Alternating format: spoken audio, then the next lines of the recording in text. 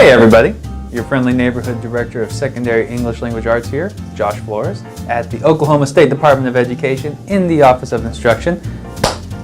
And today, we're going to talk about narratives. More specifically, we're going to go over some of the key elements to consider when preparing for the 8th grade writing assessment in case it is a narrative response. We'll have future videos covering the other writing modes, but let's start with narrative because it's fun.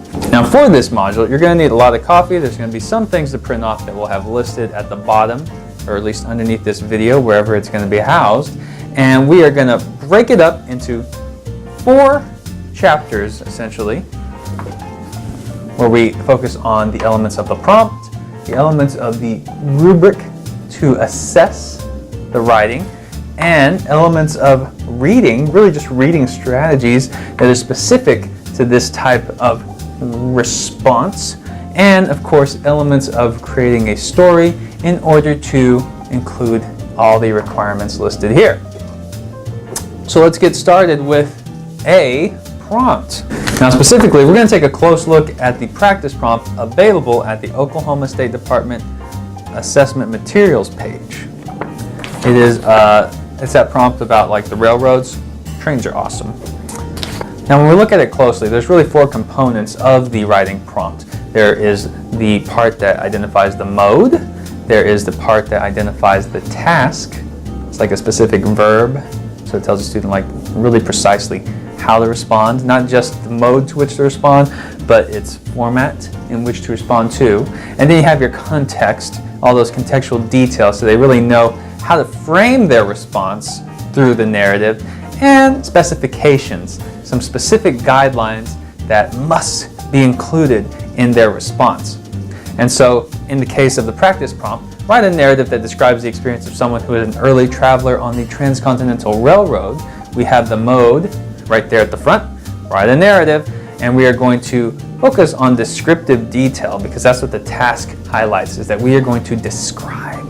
And the context for it, this kind of tells us how we're going to build a setting, and our characters revolve all around being an early traveler on the Transcontinental Railroad. So we got our narrator / character and our setting contained in the context. But there are some specifications that we need to pay close attention to too. Your writing should include a description of the railroad line, 1, and 2, as well as the character's feelings about traveling on the line. And of course 3, use information from both passages. Sounds easy enough, so let's list that out so we have a clear understanding, and maybe it's easier to digest when you have all those requirements listed out.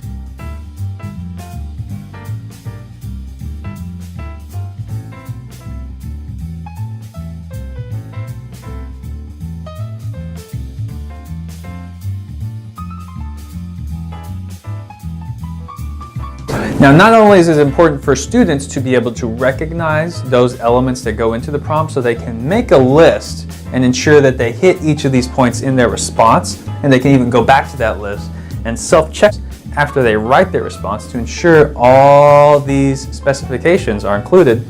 But as teachers, it's important to understand and recognize all of these elements so we can create our own practice prompt. Now, another option for creating a prompt is to check out this great resource provided by ldc.org, or the Literacy Design Collaborative, which are just templates for creating rich writing tasks for the narrative mode, but also they have templates for expository and argumentative modes.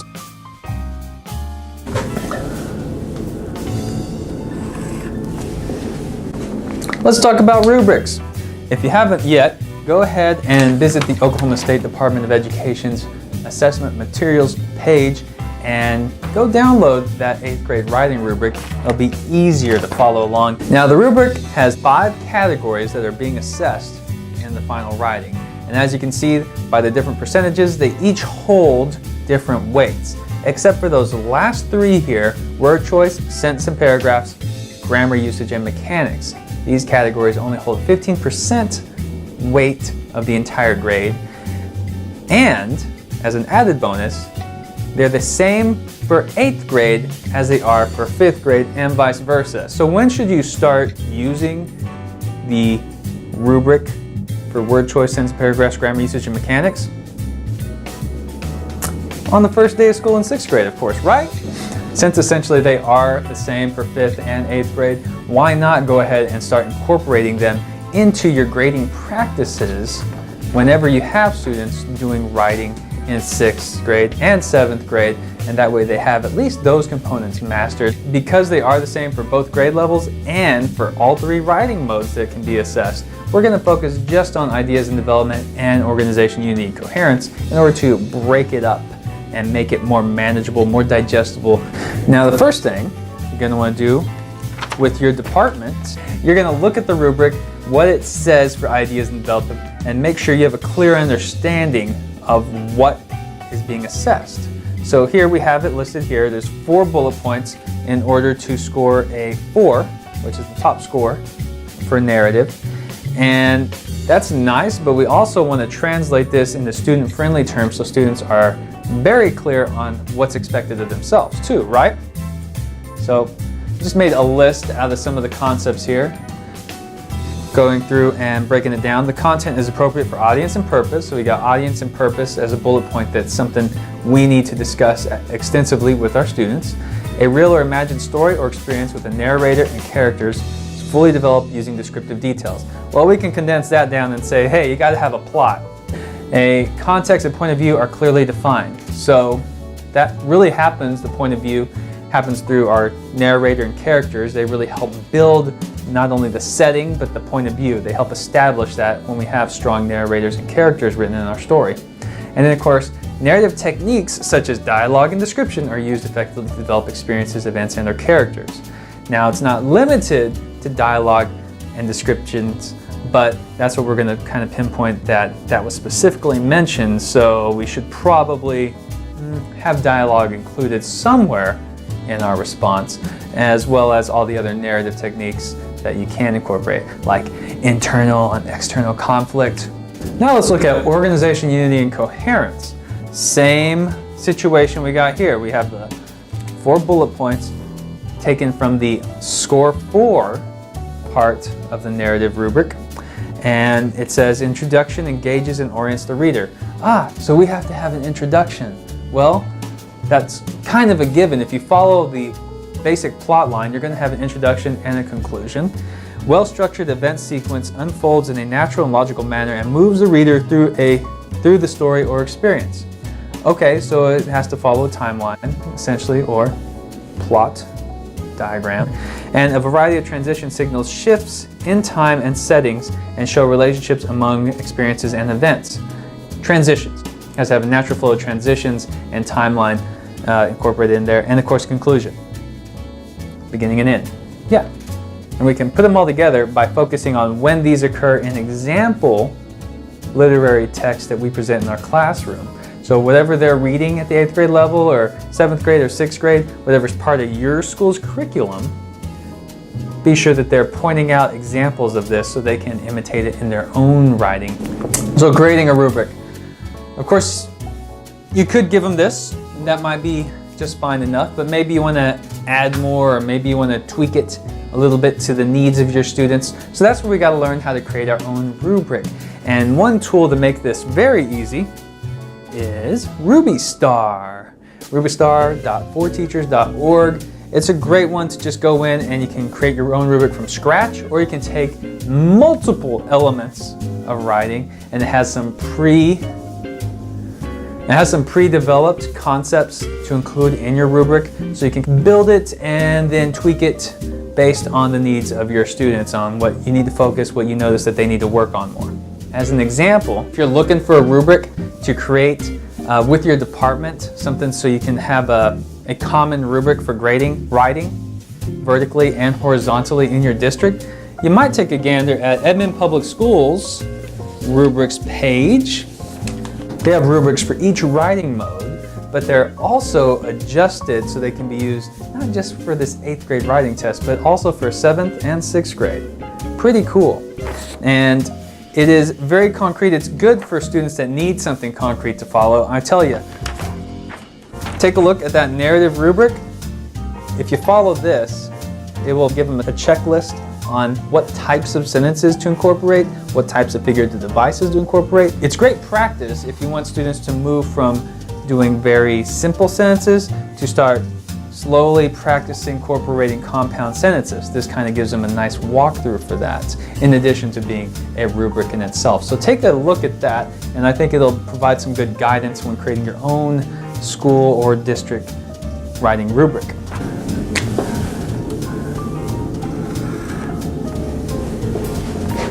Let's talk about reading. So reading in preparation to compose a narrative writing response for an assessment piece is going to be a little different than reading for pleasure or reading for elongated periods of time in the class. So because of time constraints, we really need to equip our students with strategies to read different when taking an assessment, so they utilize most of their time not struggling to comprehend the text, but spend more of their time organizing their writing and their thoughts for the actual narrative piece, right? So a couple things to pinpoint. We're going to take a look at the prompt, go back and review that, and look at those specific details where it says it has to incorporate relevant details from the passages. And when we take those elements of the prompt and the rubric, we can kind of pinpoint exactly what our students need to pay attention to while reading those passages in order to compose a narrative essay. So details were really the big focus. So as they read, they're going to pay attention to details of the setting and those descriptive details that they can use to create their own setting. That's not all they need to pay attention to as they read. Obviously, first and foremost, they have to identify what is the topic of these passages. What is the overall topic being discussed? And when they have that identified, then they can start looking for that domain-specific vocabulary, that topical vocabulary. Those vocab words that don't make sense unless it's pertaining to that topic. We're going to go to this tried and true method, always super dependable, always super easy. Circle, underline, and star. So as students read, we're going to ask them to circle, underline, and star very specific things in the passages so they can pull that out and use it when composing their own narrative. Because essentially what they're doing here is they're like professional authors. When a professional author wants to make a believable piece, they go do research in order to bring some realism into their pieces. So like Stephanie Meyer, she actually went and moved to Oregon and fell in love with a vampire for some time so she could bring real detail into those vampire books. J.K. Rowling, she actually went and learned magic tricks and then brought some of that realism into that one series of books that she wrote. Indian in the Cupboard, that actually went and, I'm just kidding. Anyways, so we're going to tell students, because it is so important to include specific details, to circle those domain-specific vocabulary words or topical vocabulary so they can maybe reuse some of those words eloquently in their narrative. Like in this transcontinental railroad prompt, they might use terms like railroad line, caboose, engine, track. Then of course they're going to underline specific setting details that really stand out, really descriptive details, that all the details that hit the senses. And of course, right off the back, they're going to put a star next to the topic or topic sentence. That way they stay focused when they're composing their own narrative. Like, oh yeah, I got to make sure that I'm constantly focused on trains, and then of course details about how the character feels about the train, right? Now you can't really do this when taking the test, but if you're practicing the circle, underline, star method, then the last step in class is you want to do a quick formative assessment to check their understanding of what they read. You're going to want to discuss it. Either tell them to think, pair, share, turn to a partner, tell them and share with them exactly what they circled, underlined, and starred, or summarize it in their own terms to a partner, or do it as a whole class. But as long as they're discussing what they read and annotated, then that's a good check for understanding for you to do. You can go around and listen to them.